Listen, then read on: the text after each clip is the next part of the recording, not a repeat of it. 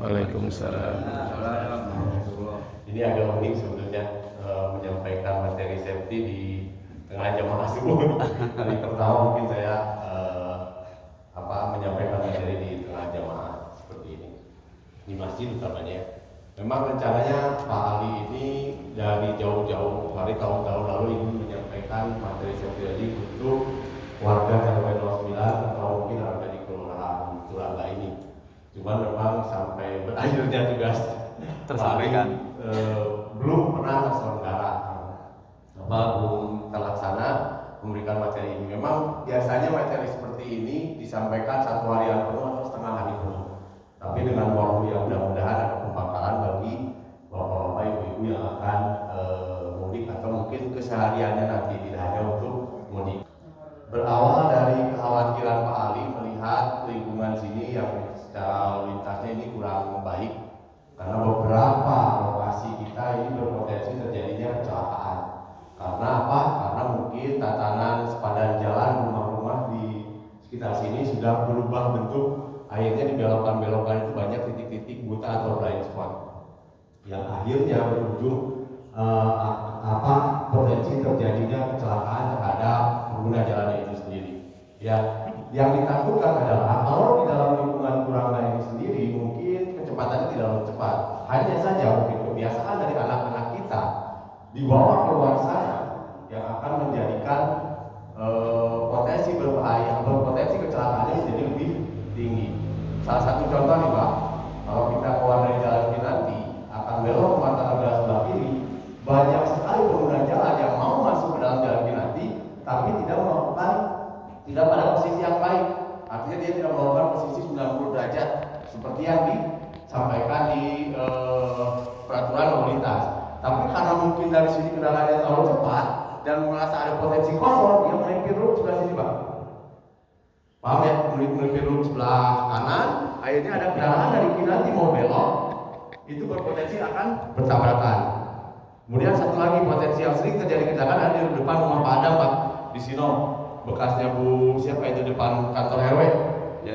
Ya di pos Honda itu kebanyakan kita kiri karena mungkin sekarang sudah ada bengkel, tidak terlihat ada kendaraan dari posisi Sino. Sementara dari kiri nanti mau belok ke kanan, dia seperti Valentino Rossi ngambil jalan tercepat masuk ke kanan. Ini seringkali terjadi oleh saya alami dan saya kira tidak hanya oleh saya saja, mungkin bapak-bapak di sini juga pernah mengalami hal seperti itu. Tidak saja kendaraan bermotor Pak, karena gerobak rongsokan atau pedagang juga melakukan hal yang sama. Karena dia tidak tahu, karena tidak paham, dan mereka tidak pernah disosialisasikan oleh pemerintah kita cara berkendara dan posisi yang tepat pada saat berkendara. Terbukti dari kita semua Pak. Saya yakin bapak-bapak yang berkendara di sini yang sering bawa motor atau mobil punya SIM, betul Pak? Betul. Cuman pertanyaannya bikin SIM-nya di mana Pak? Nembak. Di warteg atau di kantor polisi? Rata-rata kan seperti itu ya. Mohon maaf ini sudah jadi rahasia umum, tapi ya memang unik ya, bahasa rahasia umum itu sudah rahasia tapi umum. Jadi semuanya diketahui bahwa bikin SIM di kita ada deal harga tertentu, SIM yang difoto jadi. Akhirnya Bapak tunggu di warteg, difoto jadi SIM-nya SIM salah PIN. Jadi ya. Dan kalau Anda hanya di foto saja, Anda tidak mengikuti prosedur pembuatan SIM, tidak mengikuti ujian tulisan dan ujian praktek, akhirnya apa? Ketidakpahaman tentang cara berkendara. Saya yakin kalau pengalaman berkendara bapak-bapak di sini sudah lebih dari 5 tahun, mungkin mereka bikin SIM-nya udah ada yang 5 kali, 3 kali atau 4 kali. Tapi kalau saya tanya, rambu-rambu lalu lintas ada berapa macam? Jadi pertanyaan dari Bapak Adam, mungkin rambu-rambu lintas ada berapa macam Pak? Satu apa aja Pak? Berboden. Ya ini juga Pak, karena ini memang sosialisasi dari pemerintah kita yang tidak ada. Rambu-rambu lintas itu ada berapa Pak? Ada 4. Apa saja itu? Merah, kuning, hijau, pelangi, balon. Betul, merah, kuning, hijau, biru. Masalahnya lambang-lambang ini tidak dicerna oleh para pengguna jalan. Biru itu apa, hijau itu apa, merah itu apa? Akhirnya apa Pak? interaksi kita terhadap pengguna jalan lain atau mungkin terhadap peringatan pemerintah itu menjadi kurang tepat.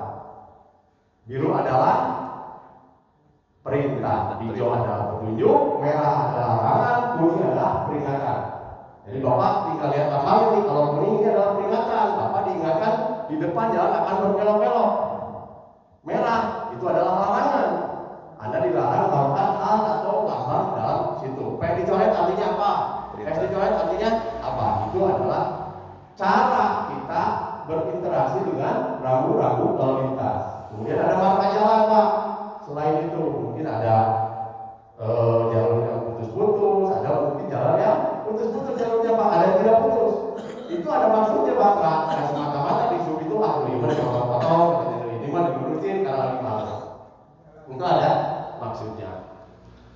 Kalau di Jawa sendiri, kalau kita pergi ke Jawa, teman-teman yang bapak yang sering pulang ke Jawa sudah paham kalau ada jalur yang tidak putus, nggak boleh nyusul di situ, karena di depan udah ada polisi siap nangkep. Ya, kalau di Jawa memang sedang di strik ya polisinya. Baik, kemudian kendaraan itu sendiri, pemahaman kita terhadap kendaraan itu sendiri, karena cara berkendaranya itu otodidak, atau kita mengajarkan kepada anak kita secara otodidak,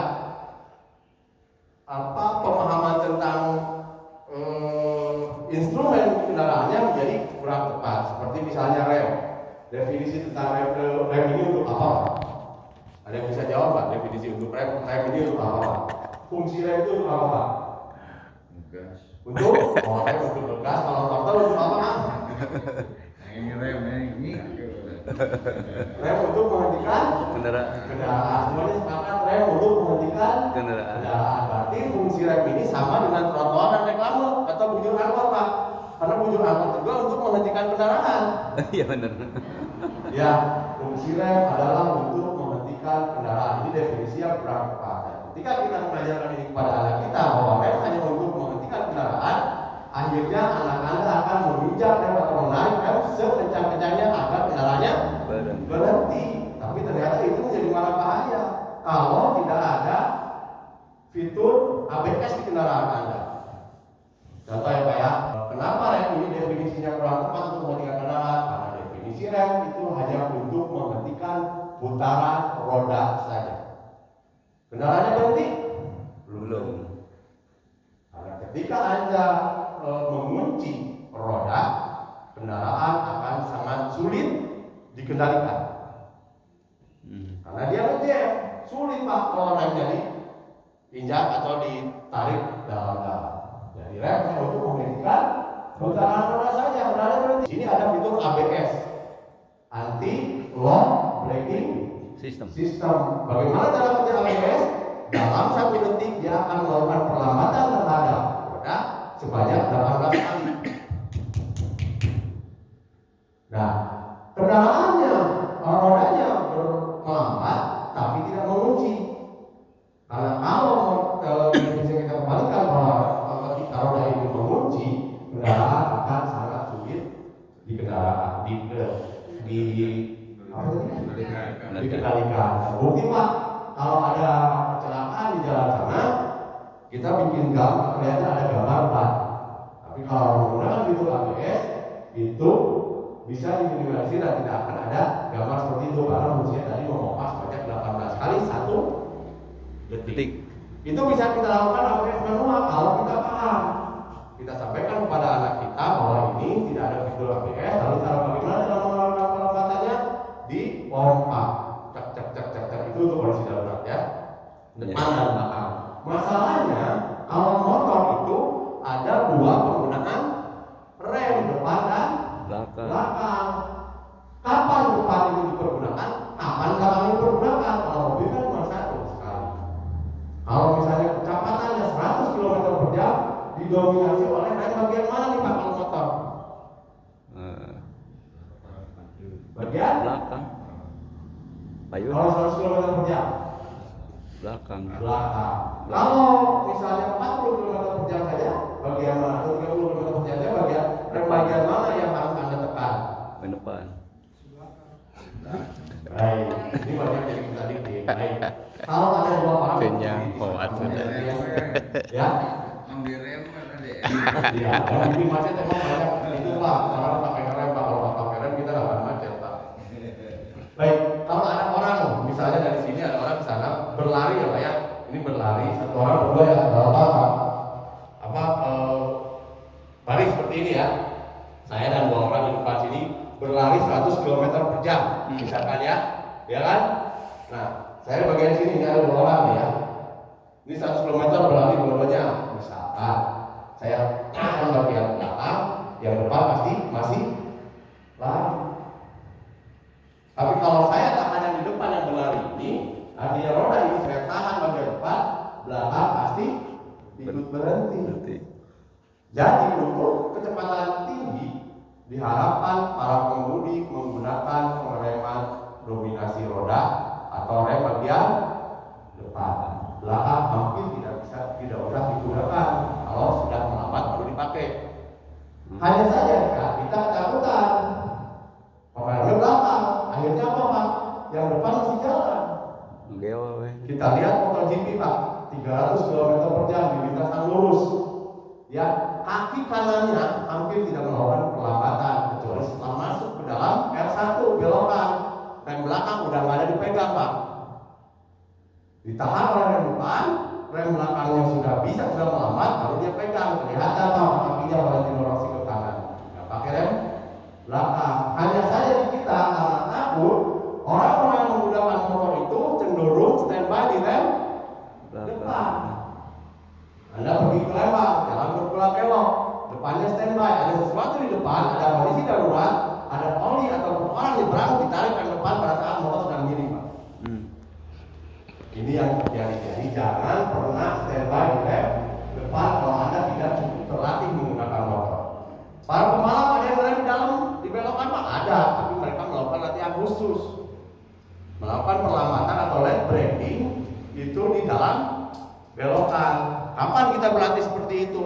Saya kira tidak pernah. Jadi untuk kecepatan tinggi diharapkan Anda menggunakan rem depan. Tapi ada 3 fase pengereman yang harus Anda pahami. Satu adalah untuk memperlambat, fase pertama. Fase kedua adalah untuk menghentikan putaran roda. Fase ketiga nih Pak yang tidak pernah boleh Anda lakukan, mengunci kendaraan atau mengunci roda. Kebayang kalau orang depan Anda kunci di kecepatan 100 km per jam, pasti diungkir. Begitu juga dengan rem belakang. Hanya saja kalau Anda mengunci rem belakang yang terjadi adalah oversteer. Hanya repot aja bagian belakang. Di kita memang aneh. Di tempat kemacetan misalnya ya, jalannya berkelok-kelok atau mungkin kendaraannya macet, kita jalan berkelok-kelok, yang dipegang adalah rem depan. Walaupun memang kecelakaannya tidak fatal, tapi tetap aja Pak bisa jatuh atau ya ketika Anda pegang rem depan. Jadi untuk kecepatan rendah cukup menggunakan rem belakang saja. Ya, nah ini yang tidak kita sosialisasikan kepada teman-teman atau adik-adik kita atau kepada anak kita. Memang unik Pak di Indonesia ini. Di tahun 2003 ke sini naik motor itu rata-rata anak-anak itu nggak pakai latihan, nggak pakai belajar. Karena motornya metik balik, ya. Kita hanya mau memberitahuan kepada anak kita, ini rem, ini buat maju, ini buat berhenti. Stop maju ini rem belakang, ini rem depan. Beda dengan eranya kita, eranya saya, eranya Pak Adam dulu di tahun 2003 ke belakang naik motor pasti belajar dulu. Walaupun motornya bebek, karena ada sistem percepatan kendaraan atau persneling yang harus ada motor. Yang ditakutkan penelitian menyatakan bahwa motor metik adalah pembunuh nomor 1 ternyata Pak. Karena apa? Ketika kabur gas, motor metik ini kabur gas, tidak ada lagi yang bisa menahan dia.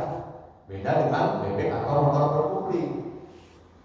Giginya tidak ada over, dia tidak akan melaju terlalu cepat, apalagi kopling. Makanya ini yang paling aman itu. Ini Jepang itu unik paling. Jepang itu menjual teknologinya kepada kita, sementara di Jepangnya sendiri penduduknya diprotek dengan pembuatan surat izin mengendara yang sangat mahal. Di kita hanya 900.000 Pak ya. Kalau saya lihat di Singapura, di Jepang itu pembuatan surat izin mengemudi itu mencapai 40 juta di Jepang. Dan lamanya durasi pembuatan SIM-nya sampai 8 bulan.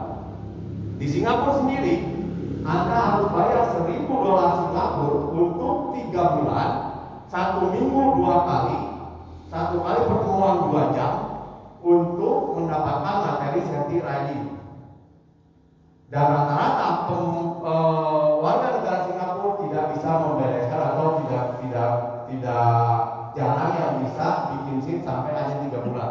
Rata-rata 6 bulan atau 2 kali paket. Setelah itu baru sertifikat dari tempat safety riding ini dibawa ke kantor polisi, dites lagi oleh polisi, Pak. Baru bisa dapat SIM. Kalau lulus menurut polisi, kalau tidak lulus balik lagi ke tempat pelatihan dan ikut paket berikutnya.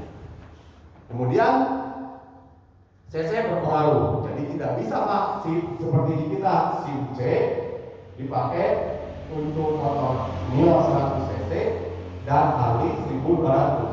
Ini yang jadi wacana di negara kita bahwa akan berubah dari SIM C1 ini C2 sampai C3 menurut CC itu sendiri. Faktanya Pak, di tahun 2023 di Indonesia 28.000 sekian jiwa meninggal pada tahun 2023 karena kecelakaan lalu lintas. Kalau kita hitung 2023 2.800 dibagi 365 hari, satu hari rata-rata yang meninggal sebanyak 70 orang. Ya, 70 orang meninggal setiap hari. Kita bagi 24 jam Pak. Sekitar 20 menit sekali ada yang meninggal karena kecelakaan lalu lintas. Tapi ini Pak yang uniknya tidak menjadi berita nasional. Harusnya ini adalah bencana nasional. Kenapa ini harusnya menjadi bencana nasional Pak? Setiap hari 70. Beda dengan kalau ada kecelakaan moda transportasi lain. Maaf nih Pak. Maaf bukan bermaksud sesuatu ya. Kalau ada kereta api ataupun pesawat yang meninggal sekian ratus, beritanya 1 bulan lebih nggak beres-beres. Ini. Padahal setiap hari di tahun 2023 itu 70 orang meninggal. Artinya 20 menit sekali ada yang meninggal kalau kita bagi 24. Yang itu berita baiknya adalah 28.000 itu titik terendah 2023. Tahun-tahun sebelumnya sampai 40.000 jiwa meninggal. Saya ikuti setiap tahun. Ada yang sampai 40.000 di tahun 2013 dan menurun karena ada pelatihan-pelatihan setelah itu Pak. Memang aneh nih Pak di kita ini. Di tahun 2015 saya ikut merancang atau diajak untuk memberikan materi ini sebelum pembuatan SIM di tahun 2015. Makanya ada tuh tempat pembuatan sertifikasi di beberapa kota di sebelahnya Polrestabes dengan membayar sekian rupiah, kemudian keluar sertifikat, diberi pelatihan sebentar, kemudian keluar masuk ke pembuatan SIM. Hanya saja ternyata itu malah dikorup sekarang Pak. Jadi Anda mau bikin SIM lebih mahal, pelatihannya nggak ada, sertifikatnya tetap harus beli. Ini yang menyedihkan di negara kita. Aduh. Lalu kemudian Pak, kebiasaan kita. Dan mungkin 5 menit lagi lah Pak ya. Sebelum mungkin nanti saya kasih agak protokol, mungkin ada di antara bapak-bapak di sini ya, kenapa saya terjadi kemarin kecelakaan, misalkan kita bisa tanya jawab setelah itu, tapi kalau nggak ada ya mungkin bisa lebih dibersihkan. Yang ingin saya sampaikan adalah kita di sini adalah idola dari seseorang entah siapapun. Kenapa saya sampaikan demikian? Ketika Anda berkendara, di samping Anda adalah anak Anda, atau mungkin pegawai Anda, atau mungkin teman Anda, bisa saja sangat mungkin orang tersebut mengikuti gaya berkendara Anda. Jadi ketika Anda mungkin dari sini pergi ke Yoman atau mungkin ke Bangka yang tidak menggunakan helm, anak Anda akan melihat sesuatu yang itu adalah sesuatu yang biasa. Pasti kalau nggak pakai motor atau pakai helm. Dan itu menjadi turun-temurun kesalahan itu semua Pak. Ini terjadi sudah berpuluh-puluh tahun. Sebaiknya mari kita perbaiki hal-hal seperti itu. Anda naik motor, mobil di sini Pak. Ini salah satu teman saya nih. masuk ke jalan BKR, belok kiri ya, dari depan Martabak belok kiri. Harusnya kita berputar di depan pom bensin. Shell Ya. bensinnya. Tapi karena mungkin kosong, di sini sudah jelas untuk putaran dari arah yang berlawanan, dia menggunakan hal itu diputar. Nah anaknya itu akan turun-temurun harus pakai video tidak lama, Pak. Nah hal ini yang menjadi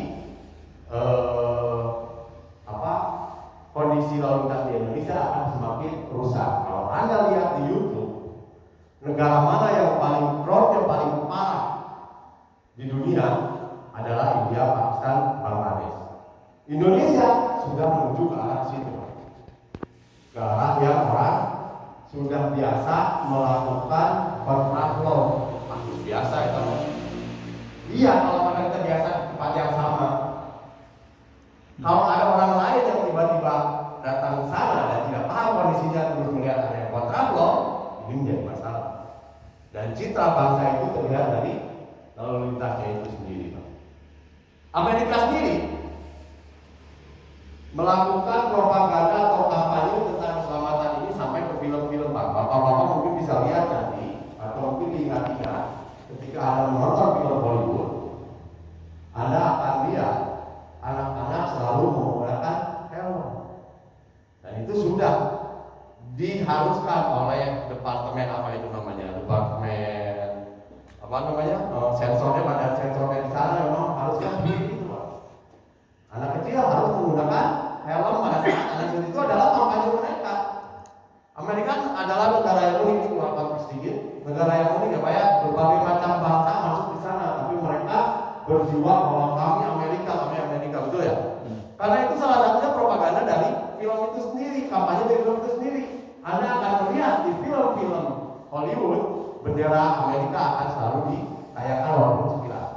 Itu salah satu kampanye mereka. Saya sih pengen usul di sini buat teman-teman, di setiap pelatihan saya mengajak bapak-bapak di sini untuk bertindak baik.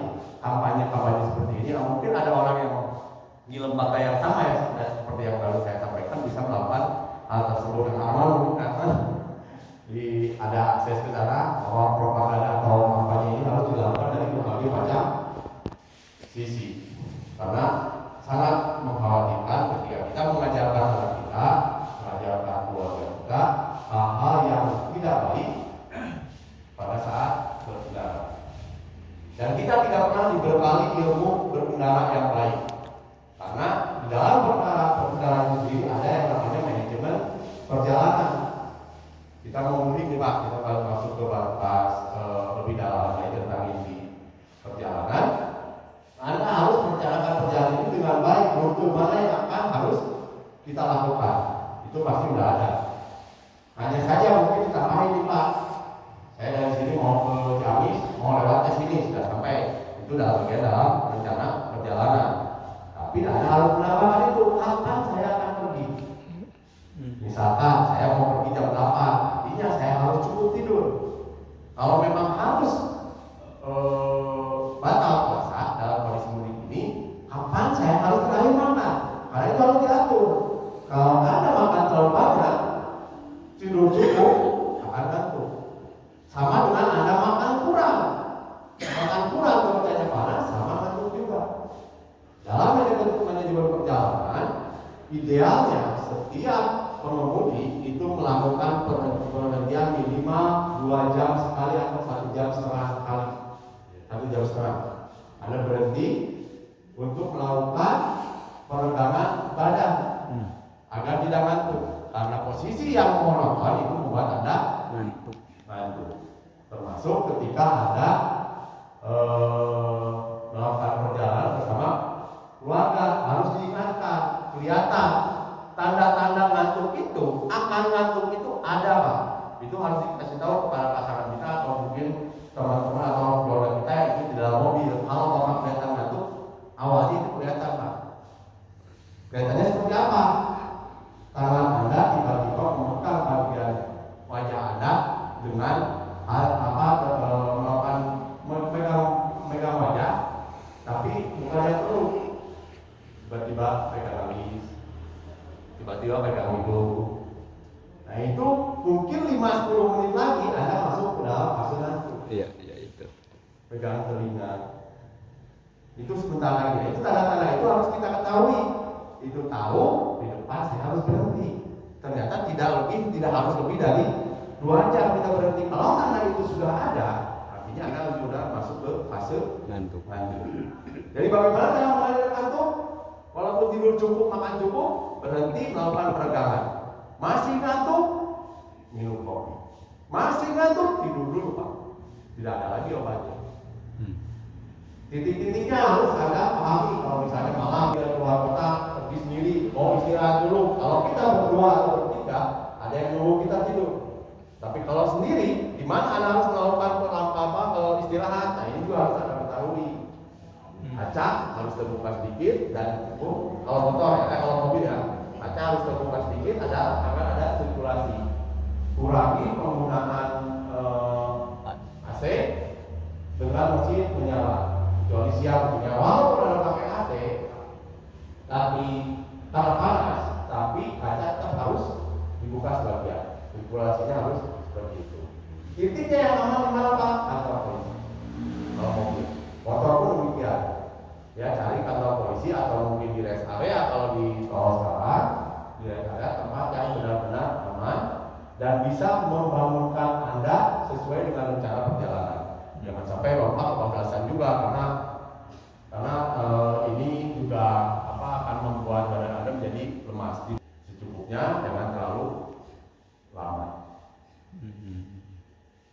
Itu saja mungkin yang ingin saya sampaikan. Barangkali ada pertanyaan tentang safety riding mungkin lupa atau tidak bisa saya sampaikan semua karena waktunya sebetulnya. Biasanya saya hampir 3 jam, 4 jam untuk memberikan materi secara detail dalam berkendara.